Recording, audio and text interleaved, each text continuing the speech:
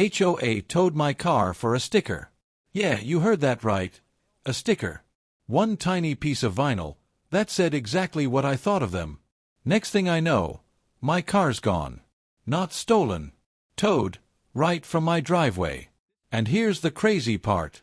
They had no clue that the guy they just messed with actually owns half the neighborhood they live in. This story, it gets real ugly. Hey guys, welcome back to HOA Stories, the channel where suburban nightmares come to life. I'm Jake, 37, born and raised in a quiet American neighborhood that isn't so quiet anymore. I build houses for a living, and funny enough, I own a few in this very HOA that thinks it can boss everyone around. If you've ever had your morning ruined by some HOA note stuck to your door, or if you believe people with clipboards need to be stopped, hit that subscribe button right now, and type BOHOA in the comments to let them know we're not scared anymore. Now, grab your coffee, sit back, because this story starts with a car, a sticker, and a war I never wanted to fight. It started on a Tuesday morning. The kind of morning that looks perfect, blue sky, fresh air, the smell of lawns being mowed somewhere down the block. You'd never think anything bad could happen on a morning like that. But then again, that's what HOAs are best at, ruining perfect mornings.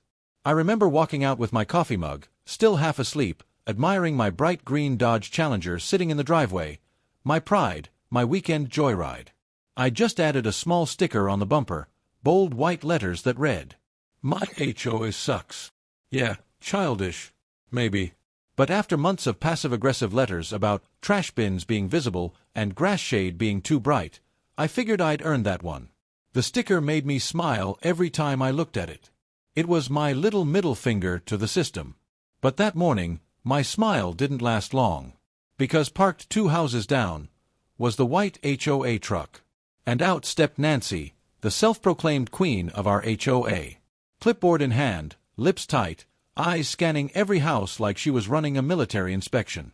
You know the type. Perfectly ironed blouse. Sunglasses like she's guarding the president. And that fake, polite smile that makes your skin crawl. I tried to ignore her. I really did. But she saw me. And started walking over. "Morning, Jake," she said, with that tone that already tells you it's not going to be a good morning. I couldn't help but notice, "A new addition to your car?" I took a sip of my coffee and smiled. "Oh, you mean the sticker?" "Yeah, motivational quote." Her jaw tightened. "You do realize, any form of signage that reflects negatively on the HOA or community violates Section 8.3 of the Homeowner Agreement?" I shrugged.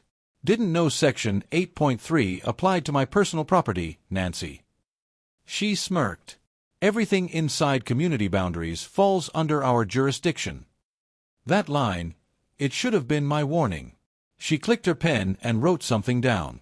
Then gave me that fake, tight-lipped smile. "Well, I'll be in touch." And she walked away. I laughed at first.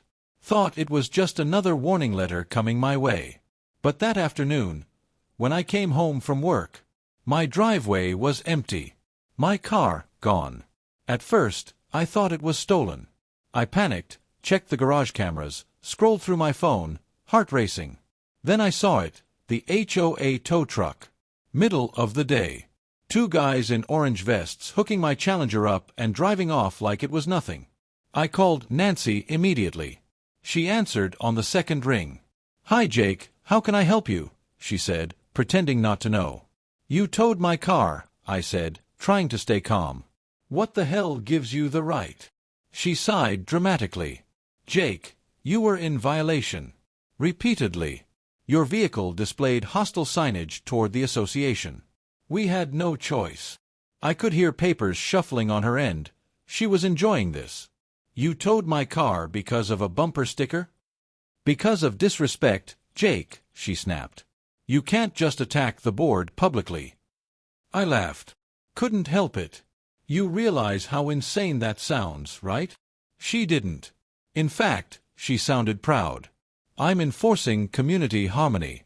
You might want to think twice before mocking people who make this place livable." That's when something inside me snapped. See, what Nancy didn't know was that the company who built half these homes The one she proudly patrols? Yeah, that's mine. I am the reason this neighborhood even exists. She just declared war on her own landlord, and I was done playing nice. That night, I drove to the impound lot, paid the ridiculous fee, and brought my car back home. Parked it in the same driveway. But this time, I added another sticker, right next to the first one. It said, "Owned by the guy who built your house." The next morning, Nancy came storming over. Face red, clipboard shaking in her hand. She pointed at the car, shouting about disrespect, violation, community values. I don't even remember half of it. I just stood there, sipping my coffee, pretending to care. Finally, I said, "Nancy, before you go any further, maybe you should check the property ownership records." She blinked. "Excuse me?" "Yeah. Check who actually owns the land you're standing on." Her mouth opened, but nothing came out. For the first time, she looked unsure. And man, that silence? It felt better than revenge. Because she had no clue what she just started. And I wasn't done yet. "So tell me, if your HOA towed your car over a sticker, would you fight back quietly, or go full savage like I did? Drop your answer in the comments. I'm curious who'd play it cool, and who'd burn it all down fire." Nancy didn't say a word that morning. Just stood there, blinking, as if I'd spoken another language. She looked down at her clipboard, then back at me, then at the car, like the world had suddenly stopped making sense. "Check the records," I said again, calm and steady. "You'll find my name on more than just one deed." She tried to smile. One of those fake, trembling smiles people wear when they realize they've messed with the wrong person. I'm not sure what you mean, Jake," she said, voice cracking just a little. "Sure you don't," I said, walking past her toward the garage. "You'll figure it out." I didn't slam the door. I wanted the silence to do the talking. By noon that same day, my phone started buzzing. Neighbors, board members, realtors. Apparently, word spread fast. Because in our neighborhood, gossip travels quicker than Amazon Prime. People who barely nodded at me before suddenly wanted to catch up. Even Paul, the HOA's treasurer, the guy who fined me for improper mailbox height, texted asking if we could chat about community relations. Yeah, right. I didn't reply. Instead, I went for a drive. That green Challenger, with both stickers now shining proudly in the sun, roared through the neighborhood like a parade float of defiance. Every time I passed a house, curtains twitched. Someone always peeked. One old lady watering her lawn even waved, like she knew what I'd done and loved it. For the first time in months, I felt peace. Not because I'd won anything, but because Nancy finally knew who she was dealing with. Or so I thought. That evening, as the sun dipped low and the sky turned orange, I got a letter. Slid under my front door. No envelope. Just a single folded paper. It read, "Notice of Community Review. Property number 27 will be subject to emergency board evaluation for ongoing violations. Attendance is mandatory." And below that, in tiny print, "Failure to appear may result in suspension of resident privileges." I laughed out loud. Resident privileges? What was this, a country club? But I could tell from the tone, Nancy wasn't backing down. She was regrouping. And if there's one thing I've learned about HOA boards, it's that they'd rather burn the whole neighborhood down than admit they were wrong. The next day, I showed up to the meeting. Not because I had to, but because I wanted to see their faces when I walked in. The boardroom was small, beige walls, folding chairs, fluorescent lights that made everyone look 10 years older. 5 of them sat behind a long table, whispering among themselves. Nancy in the center, wearing her usual white blouse and pearls, pretending to be calm. When I entered, the whispers stopped. "Oh, Jake," she said, forcing a smile. "Glad you could join us. We were just reviewing your behavior." "My behavior?" I asked, leaning against the wall. "You mean the sticker? Or the fact that you illegally towed my car?" Her eyes flickered, but she didn't take the bait. Instead, she opened a folder and slid a paper toward me. It was a notice of fine. $300. For public defamation of the HOA. I almost choked laughing. Defamation. Nancy, it's a bumper sticker, not a lawsuit. She clasped her hands.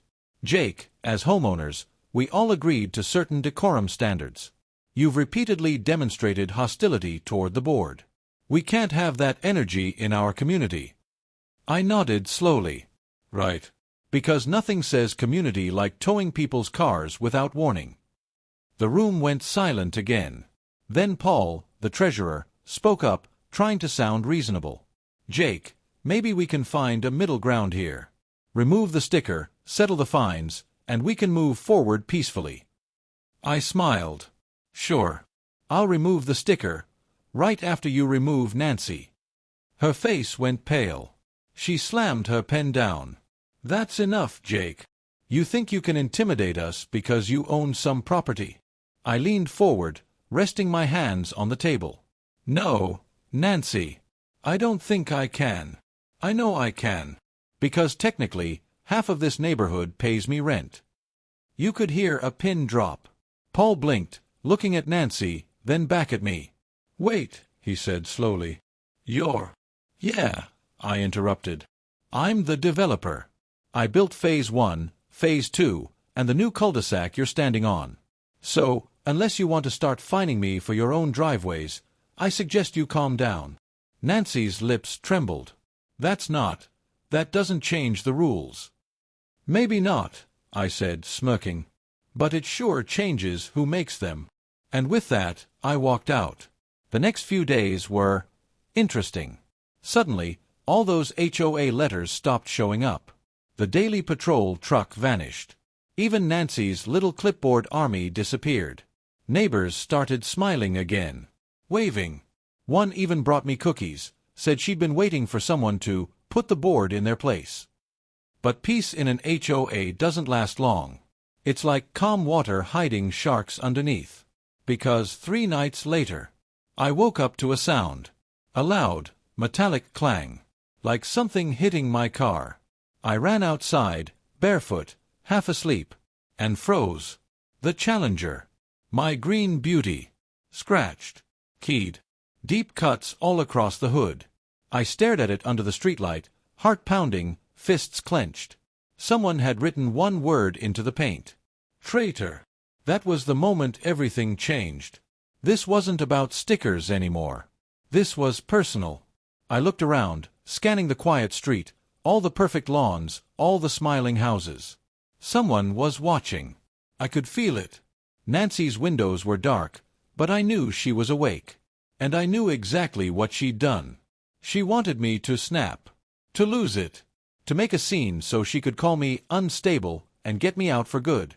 But she underestimated one thing. I don't fight back loud. I fight back smart. The next morning, I drove the car, scratches and all, straight to the HOA office. Parked it right in front. Left it there like a neon green middle finger. Then I walked inside, smiled at Nancy, and said, "You've made your point. Now it's my turn." She raised an eyebrow. "Is that a threat?" I grinned. "No, Nancy. That's a promise." I walked out before she could speak again. Because the game had already begun. And she was about to learn the one rule of real estate I live by. Never pick a fight with the guy who owns your foundation. Be honest. If you caught your car keyed like that, would you call the cops? Or would you get even quietly like I did? Comment below. I want to know whose team revenge and whose team calm down. Nancy had no idea what was coming. She thought keying my car would scare me. Make me back down. Make me take off those stickers and restore community harmony. But that scratch on my hood, that was the spark that lit the whole fire. And once you light me up, you better pray I don't burn your house down. Metaphorically, of course. The next morning, I sat on my porch, sipping coffee, pretending everything was normal. The Challenger sat in the driveway, scratched, scarred, but shining under the sun. Like a soldier wearing his battle marks proudly. And while Nancy peeked from her window across the street, I smiled and waved. That made her flinch. She closed her blinds instantly. Good start. Here's the thing about owning property. Power doesn't always come from money. It comes from information. From knowing the system better than the people running it. So I opened my laptop, pulled up the HOA's bylaws, financial reports, and public records, and started digging. Within an hour, I found gold. Turns out, Nancy had been signing off landscaping contracts with her brother-in-law's company, charging double for lawn maintenance and beautification projects. Half the money coming straight out of the HOA reserve fund. I almost felt bad for her. Almost. Because that wasn't just petty greed. That was fraud. And in my world, fraud means leverage. By noon, I drafted a little letter. Professional tone. Perfect grammar. No threats. Just facts. It said, "To whom it may concern, I've recently noticed discrepancies in the HOA's expense ledgers, specifically in payments to vendors connected to board members. I'll be happy to bring these details up at the next public meeting for transparency. Regards, Jake T., property owner." I sent it not just to the HOA, but to every single homeowner in the neighborhood mailing list. And within 20 minutes, my phone exploded. Messages, calls, emails. People were angry. People were awake. They'd been paying those inflated dues for years, and now they finally knew where the money went. Nancy must have gotten 5 calls before I even finished lunch. I could imagine her face turning redder with each ring. By evening, I saw her car pull into my driveway. She didn't knock. She stormed straight up, heels clicking like gunshots. "Jake, what the hell is this?" she shouted, waving a printout of my email. I smiled. "Good evening, Nancy. Beautiful day for transparency, huh? You can't just spread false accusations about the board," she snapped. "Oh, but I can," I said calmly, sipping my coffee. "They're not accusations. They're transactions. Public records, actually." She froze. For a second, her eyes darted. Guilt flickered there, just long enough to confirm what I already knew. "You're making a mistake," she whispered. I leaned forward, my voice quiet but sharp. "No, Nancy. You did." She tried to compose herself. "We can handle this internally. No need to." "Too late," I interrupted. "The neighborhood's handling it for you." I pointed across the street. A few neighbors were standing outside, watching, whispering, filming. Nancy looked small for the first time. And it felt good. Real good. The next HOA meeting was chaos. Dozens of residents packed into the community hall. Voices raised. Papers flying. Someone even brought popcorn. I sat in the back. Quiet. Observing. Nancy tried to speak. "Please, everyone, this is a misunderstanding." But the crowd erupted. "Why's your brother-in-law billing us twice for trimming bushes? Where's our maintenance money going? Why are you towing cars without approval?" She was drowning in her own lies. And I didn't need to say a single word. I just sat there, watching the empire crumble. And when it was over, the board voted to suspend her pending investigation. No resignation speech.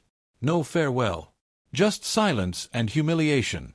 For the first time in years, the neighborhood felt alive. People talked, laughed, even hosted a cookout on the cul-de-sac. Someone brought over burgers and beer, joking that I should run for HOA president. I laughed, told them I wasn't interested in politics. But deep down, I knew I'd already won. Still, I couldn't shake the feeling that it wasn't over. Because people like Nancy, they don't quit. They retreat. And plot. Sure enough, a few nights later, I got another surprise. A letter again. No envelope, just folded paper. Left under my windshield wiper this time. It said, "Enjoy your victory, Jake. But remember, you don't own respect." Creepy. Petty.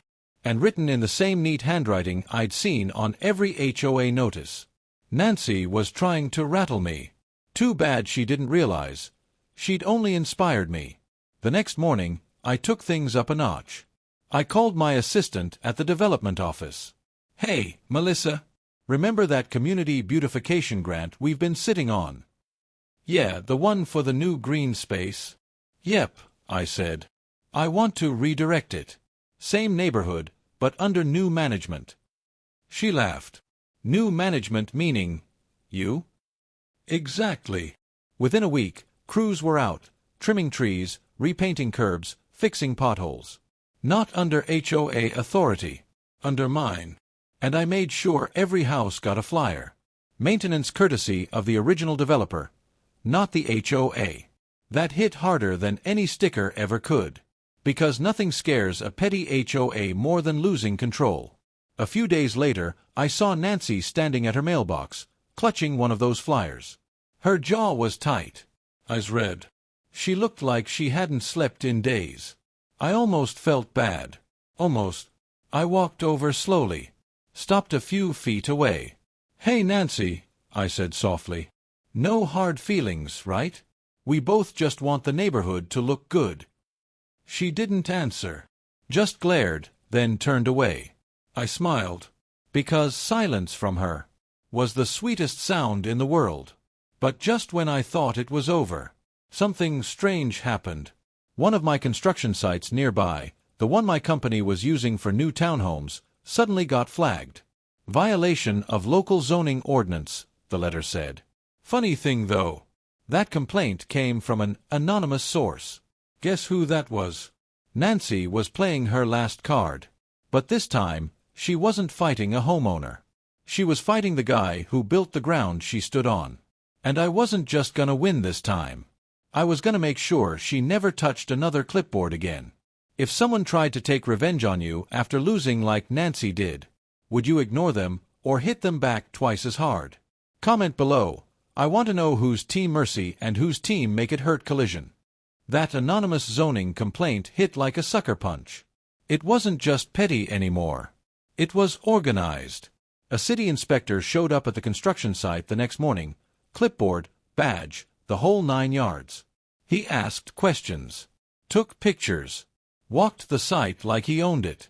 Funny, when you build neighborhoods for a living, you learn how the game is played. You spot a setup a mile away. I watched him from the trailer, coffee in hand, pretending to be surprised. Inside, I was already 3 moves ahead.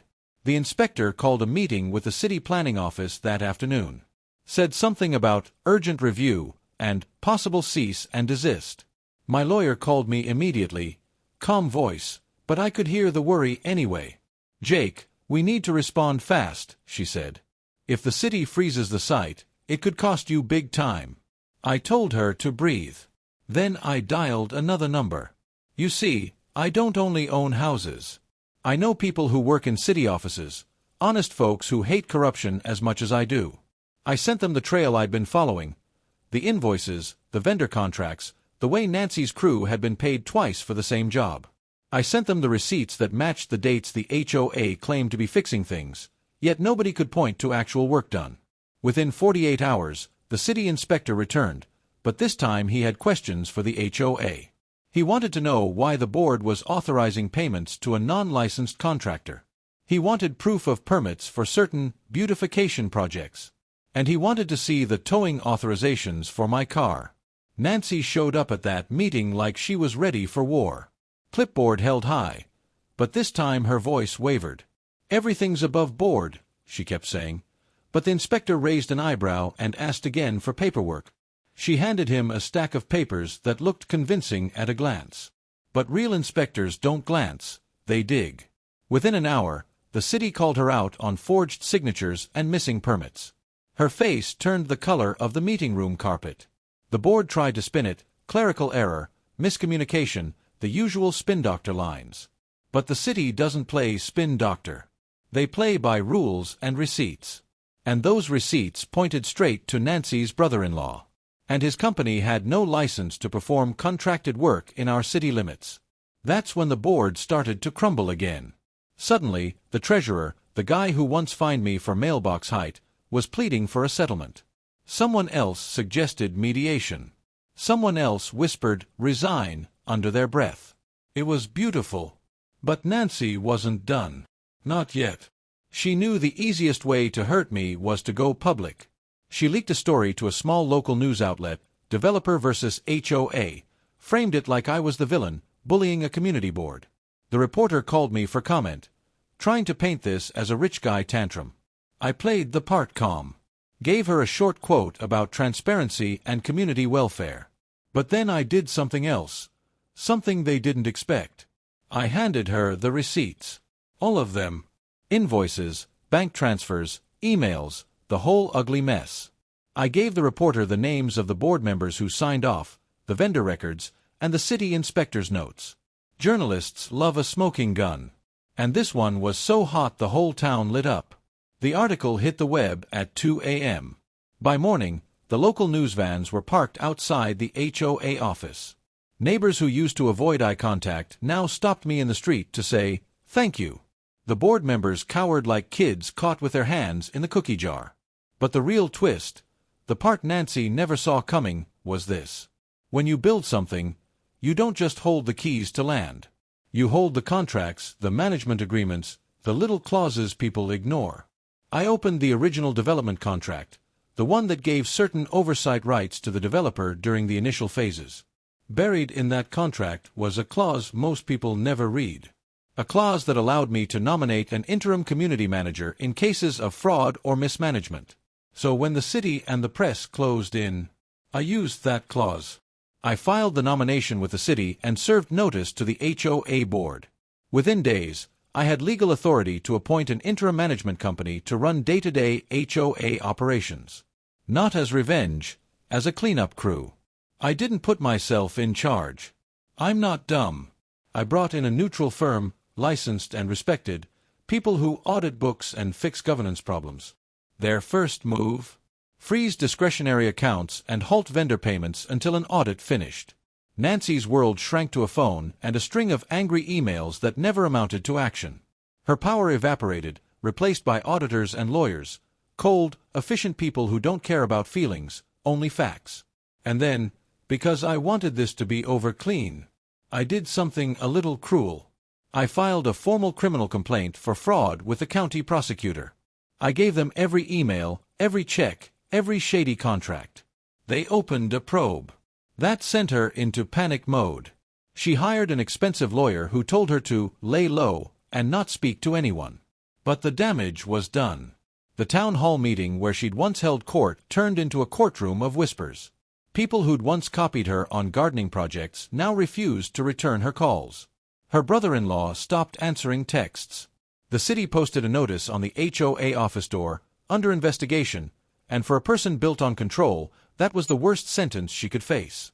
But I didn't stop there. Because control isn't just about laws, it's about perception.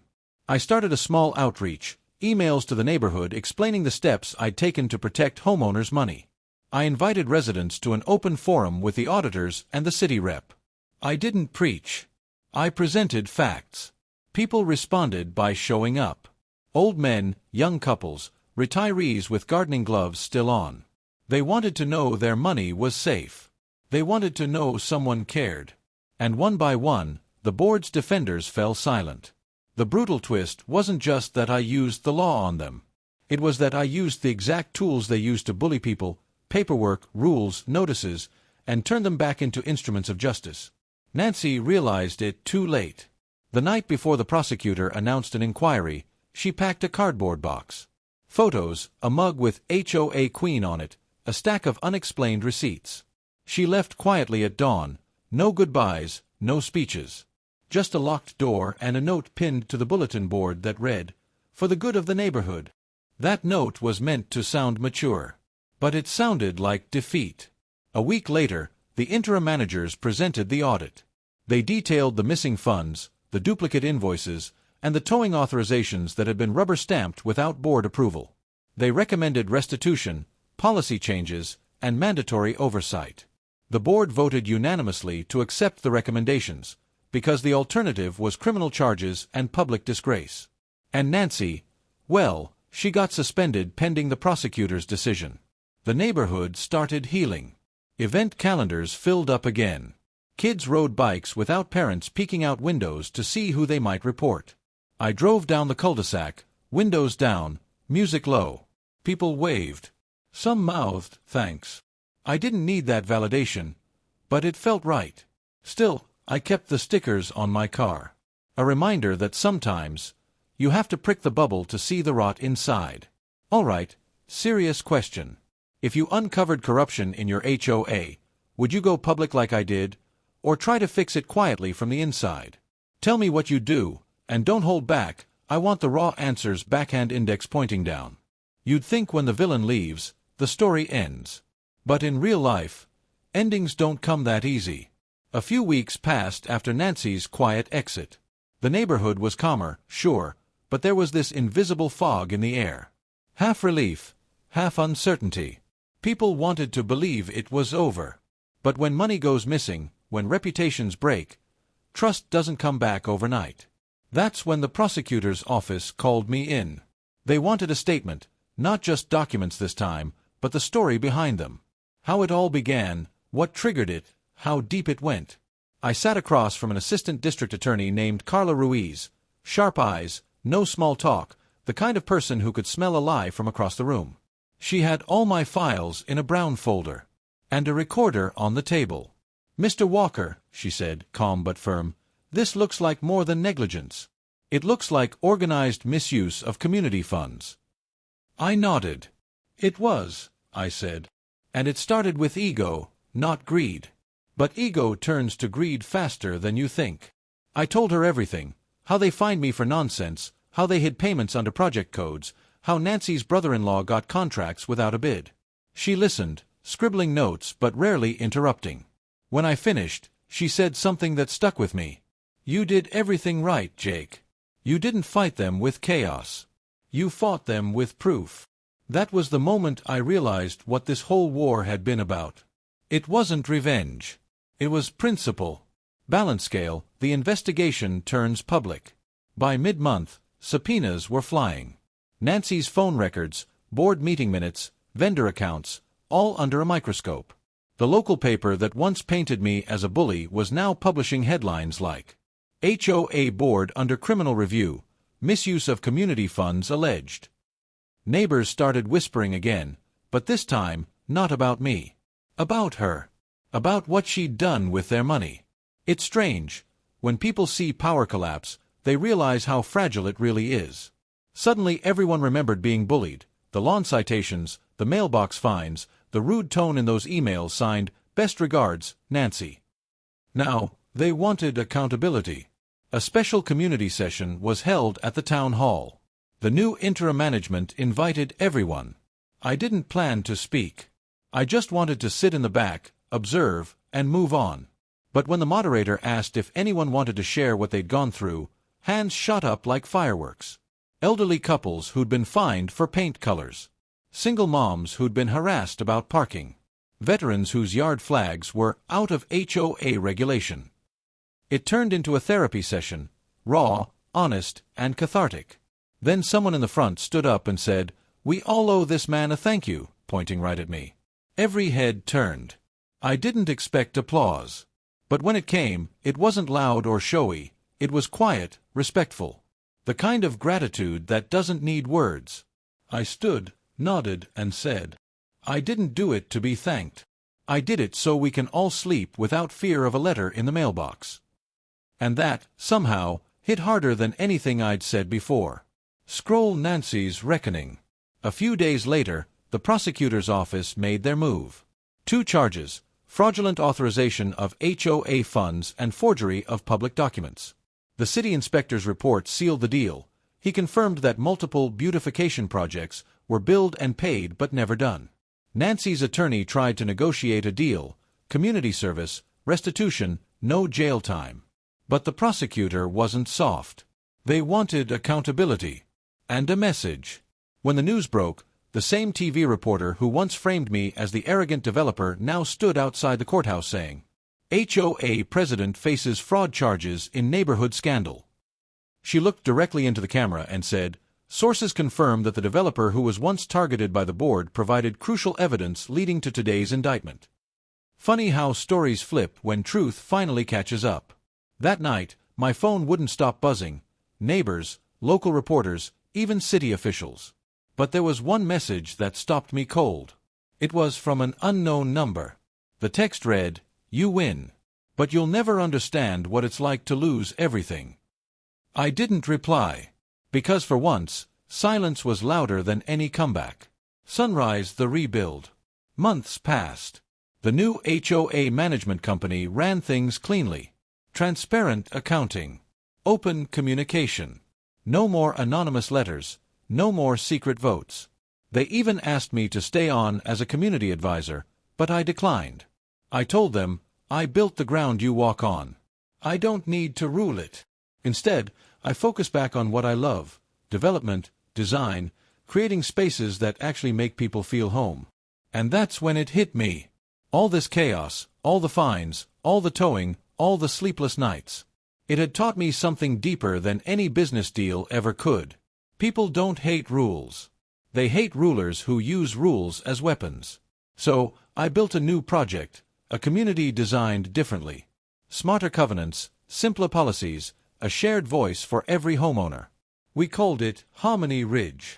At the grand opening, one of the first buyers asked, "So what makes this place different?" I smiled. "Transparency," I said. "And no Nancy." We both laughed. Fire the unexpected visit. A few weeks later, I was walking past the model home office when a car pulled up slowly. Black sedan. Tinted windows. For a split second, I thought it was a city official again. But when the door opened, it was Nancy. She looked smaller. Not physically, but spiritually. The woman who once ran meetings like a dictator now stood there in silence, clutching an envelope. She walked toward me, heels clicking on the pavement. "Jake," she said softly, "I came to say something." I crossed my arms, waiting. "I was wrong," she said. "About all of it. The rules. The control. You were just building homes. And I turned it into a battlefield." I didn't interrupt. She handed me the envelope. Inside was a check. Partial restitution, signed under court supervision. Then she said something that surprised me. I thought power meant safety. But it just made me scared all the time. "You taught me that." She turned to leave, but I stopped her. "Nancy," I said, "you don't owe me thanks. Just learn from it." She nodded, eyes glistening, and walked away, not like the villain she once was, but like someone who finally faced herself. That was the last time I saw her. Sun behind small cloud, closure. The neighborhood thrived again. Kids playing on driveways. Gardeners chatting across fences. HOA newsletters that actually talked about community events, not compliance updates. One evening, as I sat on my porch with a cup of coffee, the same car that once got towed sat gleaming under the sunset. That ridiculous sticker still on the windshield, a symbol now, not a target. I smiled, thinking how something so small had triggered something so massive. Maybe that's the irony of life. Sometimes, you lose peace to protect peace. And in doing so, you find it again. Speech balloon engagement line, end of part 5. So tell me, if you were in my shoes, and someone like Nancy tried to ruin your peace, would you forgive them when they finally came clean? Or would you make them pay to the very end? Drop your thoughts below. I want to know how you would have ended this story, backhand index pointing down. You know, it's funny how something as small as a bumper sticker could change your entire life. When that woman keyed my car, when the HOA fined me, threatened me, dragged me through meetings and hearings and chaos, I thought it was about control. About me versus them. But now, sitting here months later, in the quiet of my porch, I realize it was never about control. It was about fear. Their fear of losing it. And mine, of fighting back. I used to think peace meant silence. But silence isn't peace. Silence is just the space where cowards hide. Real peace, the kind that lets you sleep without checking your phone for HOA emails, comes only after you face what's wrong. Even if it means starting a war over a sticker. Sunset, the calm after the storm. The neighborhood looked different now. Kids rode bikes past my driveway. No one glanced over their shoulder, wondering if they'd broken some unwritten rule. People waved. They actually talked again. The mailboxes still stood straight and clean, but no one cared if one leaned an inch to the side. Lawn heights weren't weaponized. Driveway chalk drawings were art again, not visual clutter. It felt human. Sometimes, when I drove through the streets at sunset, I caught myself smiling, The same streets that once made my stomach tighten now felt like home again. I built this place. Brick by brick. Lot by lot. But I never imagined I'd have to fight to feel like I belonged in it. Oncoming automobile, that sticker. The car sat in my driveway, glossy paint, polished hood, and that same sticker right on the back bumper. It said, "I pay taxes. I make rules." When I first put it on, it was just sarcasm. A joke. A tiny middle finger to the system. But now, it meant something else entirely. It was a reminder that I don't owe blind obedience to anyone who hides behind titles and letters and fake smiles. That homeowners aren't peasants. That rules exist for people, not the other way around. I caught my reflection in the car window and laughed. Because honestly, I wasn't angry anymore. Just wiser. Brick the visit from the new board. One Saturday morning, the new HOA board showed up at my door. 3 people, 2 women, 1 man, all smiling nervously like teenagers visiting a principal's office. "Mr. Walker," the woman said, "we just wanted to thank you again for everything you did. The community's doing great now. We've rebuilt the funds, homeowners are happy, and, well, we wanted to ask if you'd consider rejoining as an honorary advisor." I laughed. "Honorary, huh?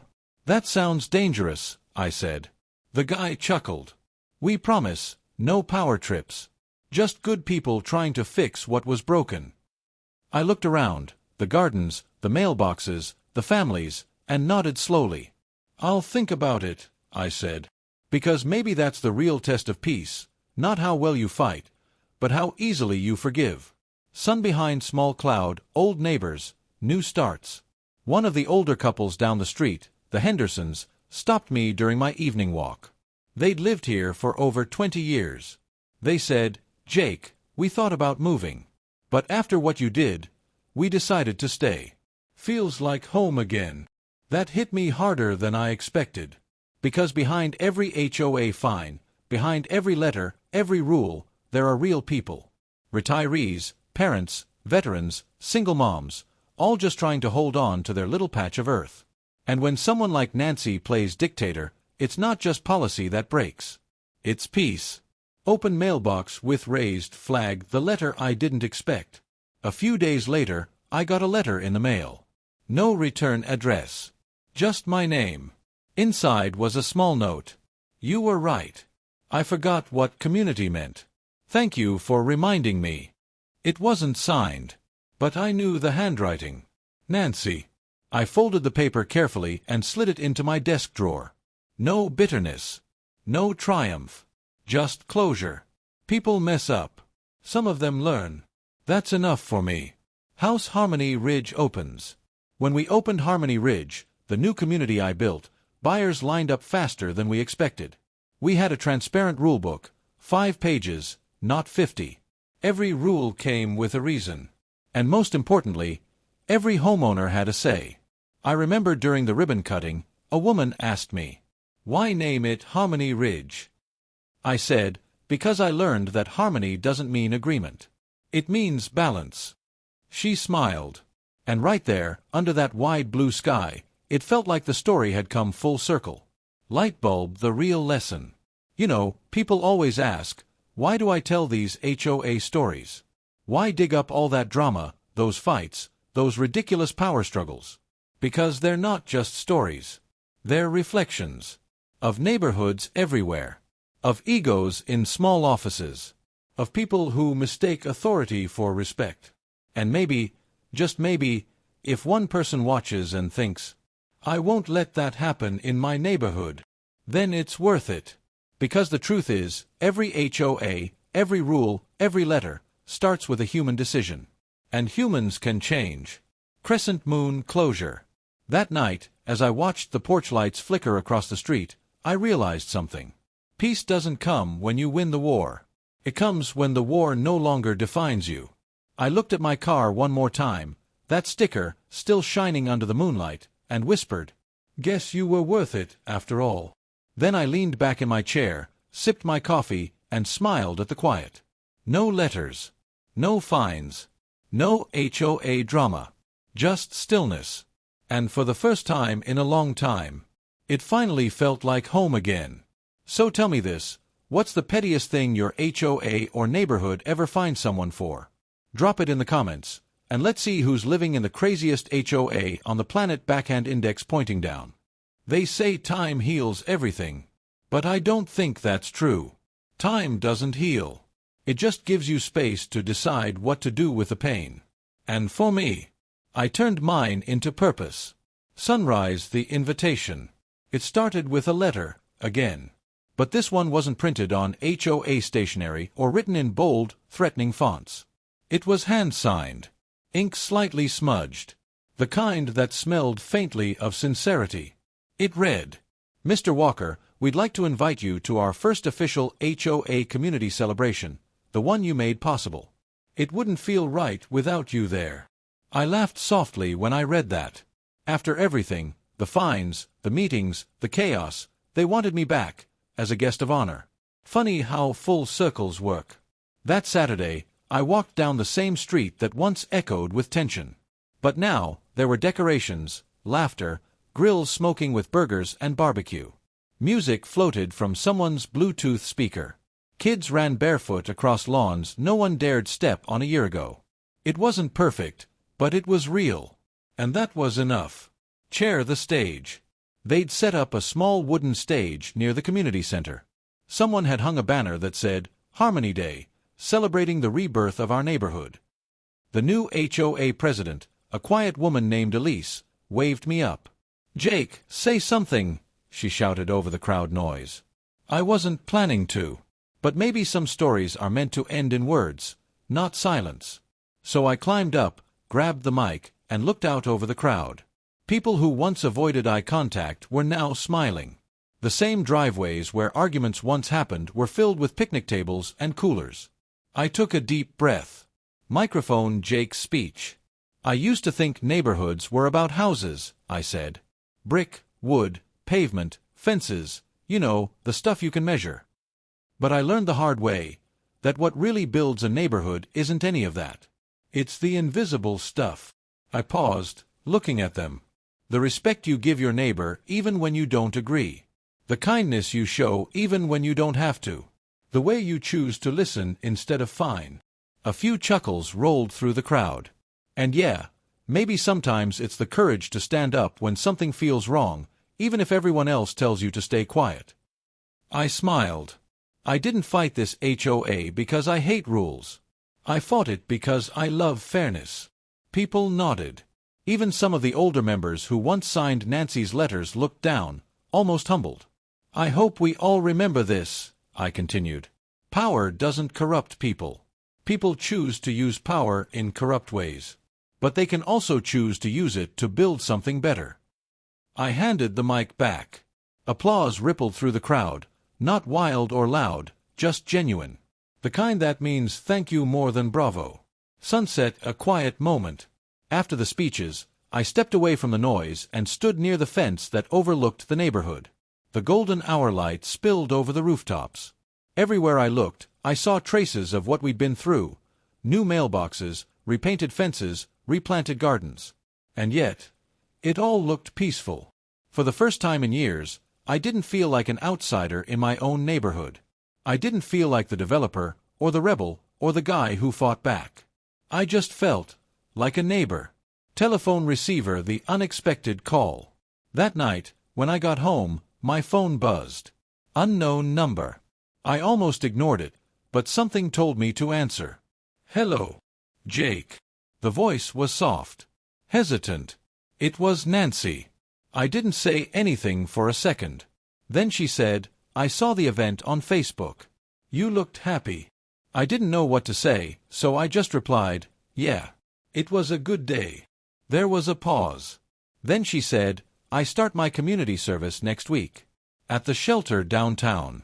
Feels strange, but good." I smiled faintly. "That's good, Nancy. I hope it helps." She exhaled. "You know, I used to think leadership meant being feared. You showed me it means being trusted." For the first time, her voice didn't sound defensive. It sounded human. "I hope one day," she said, "we both get to start over without this story following us." "You already have," I said quietly. You just don't know it yet." She didn't reply. But before hanging up, she said something that almost broke me. "Thank you for not hating me." Click. Sun behind small cloud, peace restored. Weeks passed. The HOA ran smoothly. Harmony Ridge grew. New homes, new families, the kind of people who waved when they passed you. Sometimes, I drove through my old neighborhood, just to check on things. The sign still stood proudly, Oak Lane Estates, a community that cares. And this time, it wasn't ironic. A couple waved at me. A kid yelled, "Hey, Mr. Walker." And in that simple moment, just sunlight, laughter, and ordinary peace, I realized I'd finally won. Not by fighting harder, but by learning when to stop. Brain the meaning behind it all. You see, stories like mine aren't really about HOAs. They're about power, about ego, about what happens when people forget they're supposed to serve, not rule. But also, they're about redemption. Because sometimes, the people who hurt us the most end up teaching us the lessons we needed the most. Nancy taught me how easily pride can rot a person from the inside. But she also taught me how forgiveness can set you free long before justice ever does. Crescent moon, the last reflection. That night, I sat outside again. Same porch, same chair, same car. The wind was quiet, carrying the soft hum of distant laughter. The sticker on the car still clung there, edges slightly peeling now from sun and time. But I didn't replace it. Because it wasn't a message anymore. It was a memory. A scar, permanent, but no longer painful. I whispered to myself, "Guess I finally found peace. Right where it all began." I took a sip of coffee, leaned back, and smiled. The war was over. The story, complete. And the neighborhood finally felt like home. If you've ever had to stand up to unfair power, in your neighborhood, your job, or your life, tell me in the comments. Did it make you bitter, or did it make you stronger? Let's talk about it. Backhand index pointing down.